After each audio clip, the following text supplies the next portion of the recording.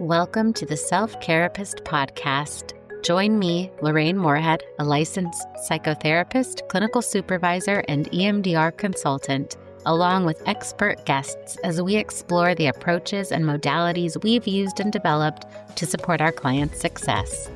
Our conversations and stories are designed to inspire new and seasoned clinicians to stay curious, prioritize self-care, and never stop learning. Hi, this is Lorraine Moorhead, host of the Self Careapist Podcast, and thank you for being along for the ride of the first solo episode. Today, I'm going to take you through some of my work with overproducing adults, entrepreneurs, and career-focused adults, and how I use EMDR to best support this population. We're going to close with some information on how I look at self-care and the framework that I use to conceptualize it for myself and my clients. I'll take you on a little overview of how I landed here in working with this population. I started my career almost 18 years ago working with kids in a residential setting. The parents and systems were not actively involved at the time, so I was working purely with the kids. It's from here that I determined that it was really helpful through my lens to also be incorporating adults and families and the entire system into my work with kids, because that's how I was noticing that the changes that minor clients were making in therapy were translating to the long term. So it's from there that my work ended up being primarily parents and thus primarily adults as well. I also have the pleasure of supervising a few teams in the community that see clients of all ages, so I still get to stay actively engaged in my work with kids through the wonderful therapists that I'm able to supervise. I'm going to start by giving a little bit of background on the research for entrepreneurs, career folks, and overproducers.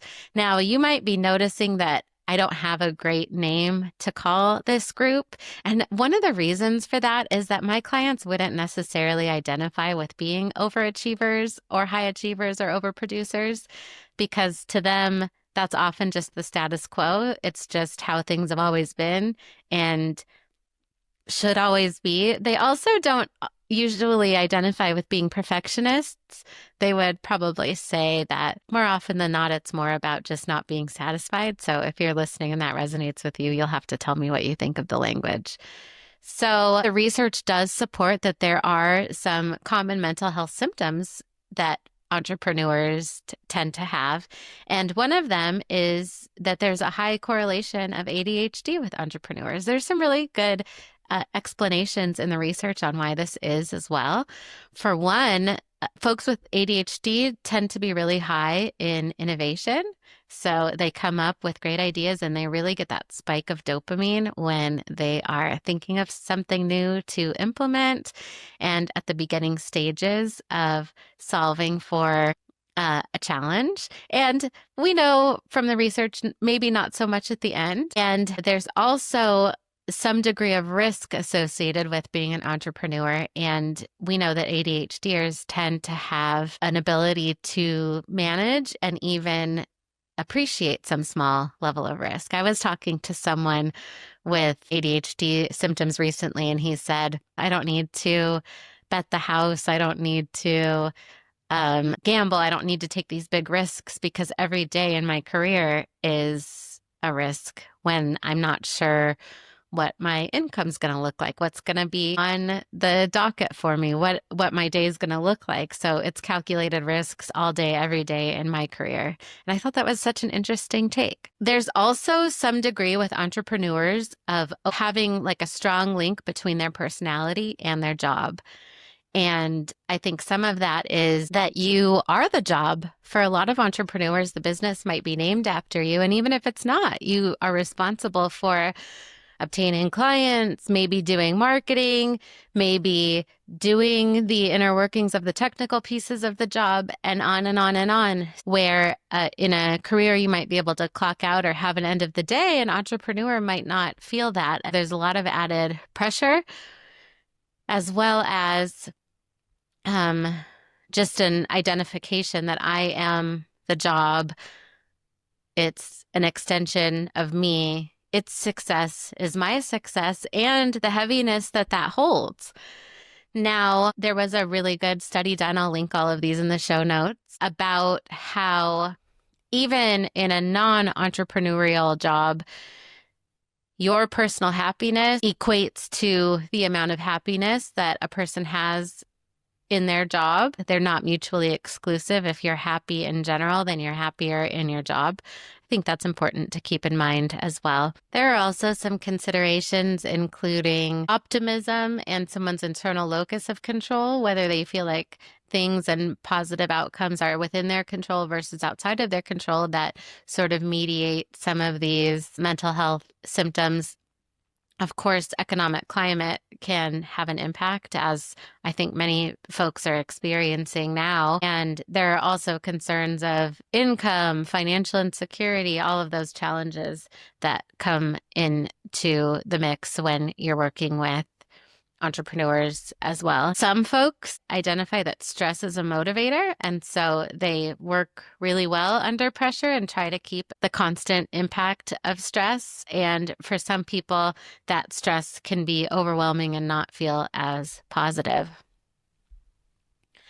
Some high-achieving career folks and entrepreneurs would also identify that imposter syndrome can be a big component of what impacts them or what keeps them from having the success that they want in their business.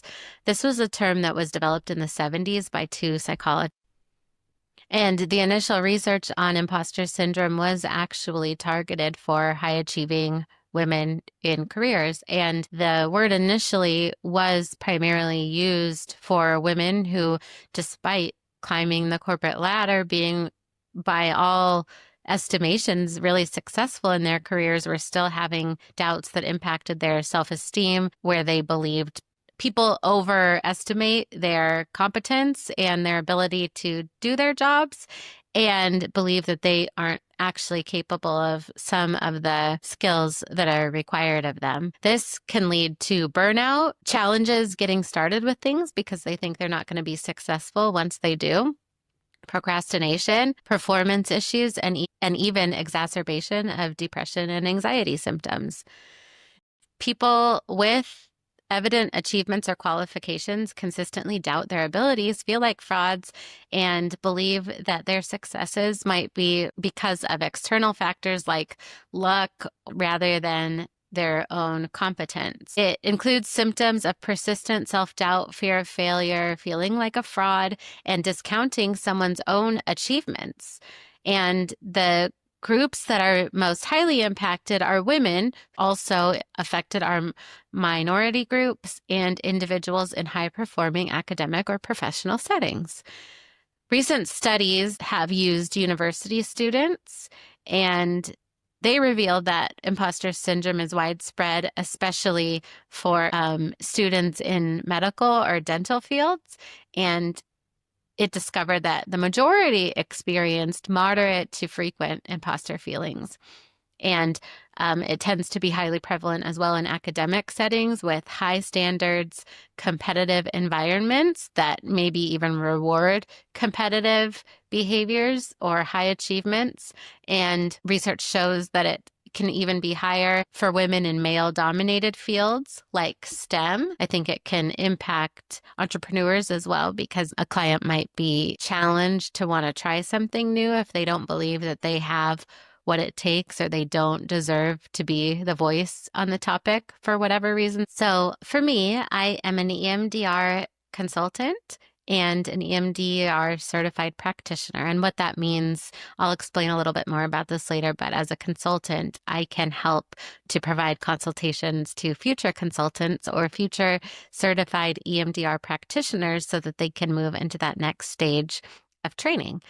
And how I use EMDR with the client population that I've outlined is that we're really starting with a core belief. So you can hear from the early definitions of imposter syndrome that oftentimes it starts with a core belief. And I think what we talked about earlier with the ADHD component of some of these high achieving individuals that I work with is important too, because what we know about ADHD, and we'll go into more detail on this in a future ADHD episode that we have scheduled, is that the shame component of ADHD is actually what can be most impactful for a lot of ADHDers. So the belief that they are less than because their actions and behaviors are different from what they notice from their peers can lead to a great deal of shame.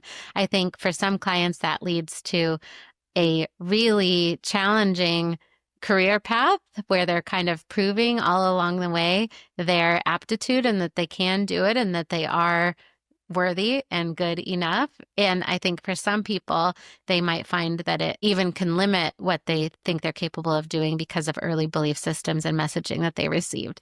So EMDR really serves to target a maladaptive belief system. And often the groundwork for these belief systems is laid really early on. For some people, it's in early childhood, and some people even earlier. And it impacts how they go through life with this belief system. Now, a lot of my clients are really logical and very, very insightful. And they'll say, I know that logically that this belief isn't true, and I can still feel it impacting me sometimes.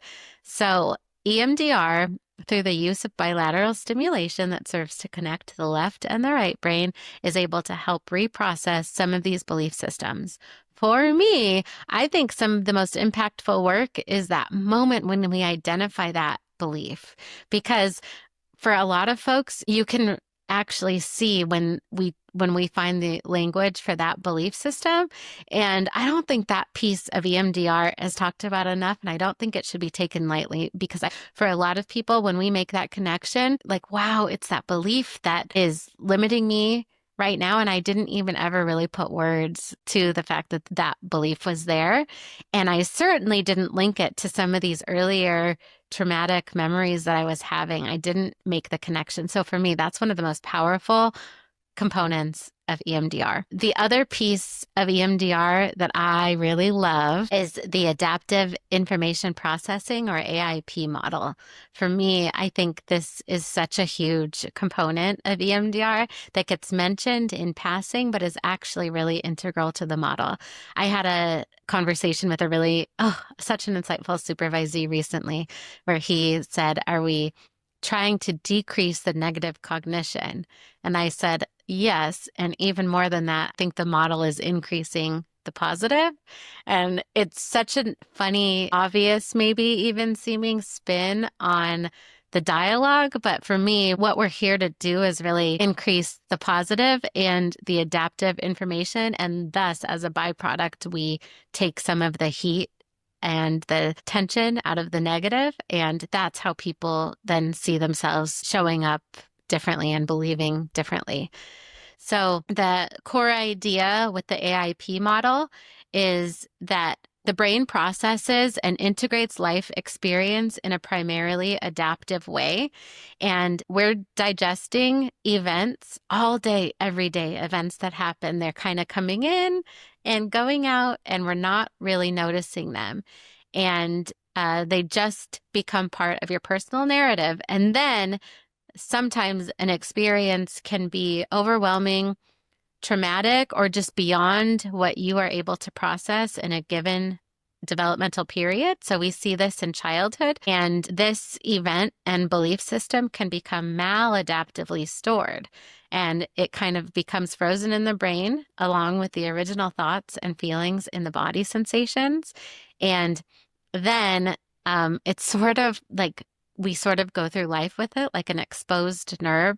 So any similar experience, even if it's a lot less heated, a lot less scary, a lot less traumatic, it can kind of touch that nerve and fire up all of those emotions, sensations, beliefs from those original traumatic experiences. The idea is that we all have adaptive information as well, and those are all of the resources that we've developed. Some people have like a mansion full of adaptive resources, and some people have more like a doghouse full of adaptive resources.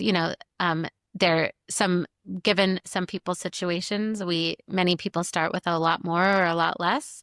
And that's okay, because with this model, we're increasing those adaptive opportunities right along with decreasing the maladaptive ones. Because maladaptive networks are locked, they prevent new and adaptive information from updating them. So even if we've had a lot of really positive, similar experiences to that first one, because it's locked, it doesn't always change the sensations and beliefs that we had in that first one. And when I say sensations, I mean like maybe sweating, panicking, feelings that come out like fear, or like feeling stuck, or like feeling unsuccessful or not good enough, feeling that things are unmanageable. Those are all sensations and thus feelings that might come out when you're encountering a maladaptive network. So certainly this podcast, I envision it as an opportunity for clinicians who have been in the field for no time versus all the time in the world to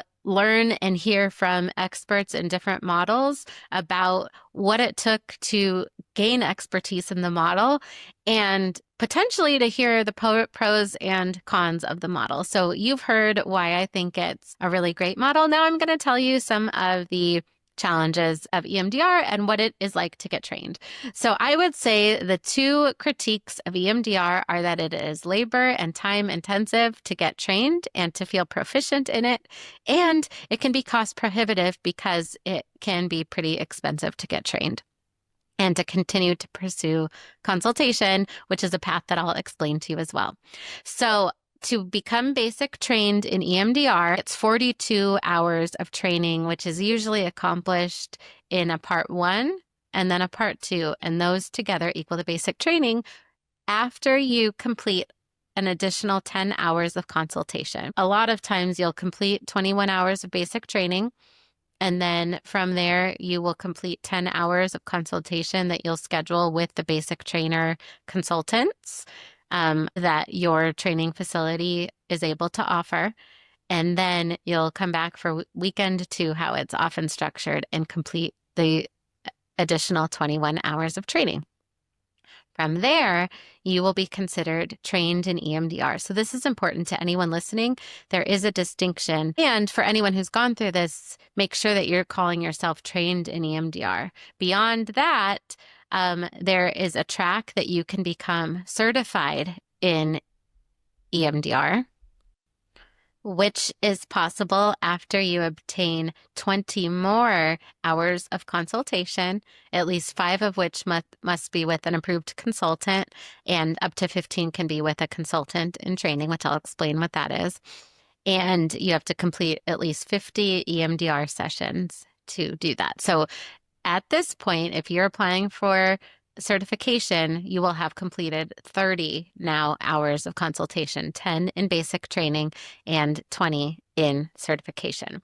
Now, then EMDRIA approves you based on your submission of all of these requirements, and then you'll be listed as an EMDR certified practitioner on EMDRIA's website. So this is a challenge in language, I think, because I'm sure, as with anything else in our field or other fields, there are places where you could probably pay for a quick training that would give you a certificate and allow you to say, I have a certificate, I'm certified. But this is really the necessary level of training that someone would need to say they're EMDR certified. And I stress this because you really are learning all along the way. So I would say if you happen to be a client that's pursuing EMDR, at the least you want someone who can say they have gone through, they're EMDR trained and have gone through EMDR training. And I would challenge anyone doing EMDR at this level that you're also occasionally at least seeking group consultation, because challenging considerations come up all the time with EMDR, because sometimes we're really treating clients with a great deal of need, or there are just always different scenarios that come about. And so I would challenge anyone who's doing EMDR at this level that you're also at least occasionally seeking out consultation. And if you're a client that happens to be seeking out EMDR, I would want to make sure that your practitioner is adhering to the fidelity of the model and is really clear on the requirements of EMDR and is occasionally seeking out consultation on the topic. And you'll know that they are because they'll get you to sign something that says they're in a consultation group, or they'll ask you to record your session for it to be consulted on. And that's what I would be looking for as someone who myself, I still benefit from getting EMDR because I think it is such a powerful modality. Now, beyond that, if you are still interested in pursuing even more advanced EMDR training, you can go forward to become an EMDR consultant, which means that you have done another at least 20 hours of consultation where an approved consultant consulting on EMDR with trained professionals to make sure that you're able to then offer this. And you have now agreed to complete 300 EMDR sessions of your own. There are some additional requirements as well that are available on the EMDRIA website. So these are just some considerations and some opportunities for what's available. I would say, as with anything, some trainings are really, really good, and some you may not get as much out of. There are some consultation Facebook groups and stuff on this topic as well. And I would say, as with anything else, some answers are really, really solid and some are not. And as someone seeking EMDR, I hope I've provided a little bit of information about what you might be looking for. And if you are interested, there are a few trainings. I'm a basic training consultant for one place. I'll link it in the show notes. I think they do a really good job of explaining EMDR in their basic training. And I can also offer all of those consultation hours for any level of EMDR as well. So I'll link that information in my show notes as well. But I hope whether you're someone who is considering pursuing EMDR treatment or pursuing EMDR training, that gives you a little bit of overview on what to expect. Now, on a separate note, I wanted to give a couple of tools that I often recommend. One for my clients, one for my supervisees, just a couple of tools that I think are useful. For clients, mine often benefit a superhuman ring. And the superhuman ring is cool because it doesn't have a monthly fee. It's like a lump sum upfront, which some people really respond to. I find that a lot of my clients really prefer that model for whatever reason. And it gives you data on how you slept, heart rate, body temperature, skin temperature, and stress, which are all good measures to have if you're trying to bring down stress and just notice how your body is responding to different things. I think that is a great tracker. The other tool that I find myself using a lot, because I do like to stay on top of the research and I end up reading a lot, is the app Speechify. It can make any research article that you feed it into an audiobook. And controversially, I like Gwyneth Paltrow's voice, and it allows me to pick hers, but it gives you a selection of voices that you can pick to make any research article that you want to read on the go into an audiobook, which I love, because then I just have famous people reading me research articles in the car or as I wait in line somewhere, etc. So those are two resources. You'll have to let me know if you use or recommend either of them and what you think. Okay, so the last thing, I'll ask myself the questions I ask all my guests. What am I currently consuming? For starters, I am consuming a lot of self-help books because I read every book that one of my podcast guests has written before they come on, and it has been so much fun. So I've read some great books this year so far, and they're all linked in the show notes of each episode. But rest assured, I do read in its entirety any book that my guest has written, at least one of their books, I'll say. I don't necessarily read all the collections. I would still be reading through my episode 1 guest, Paris Goodyear Brown's books alone because she has so many of them. So that's what I've been reading this year. I also am finishing up 100 Days of Rejection. I think I'll probably do an episode on that book and its impact on this podcast at some point as well. And for self-care, I've had such great perspectives on self-care from all of my guests so far. How I consider self-care is that it really needs to be tailored toward each individual. So my self-care might not be your self-care and vice versa.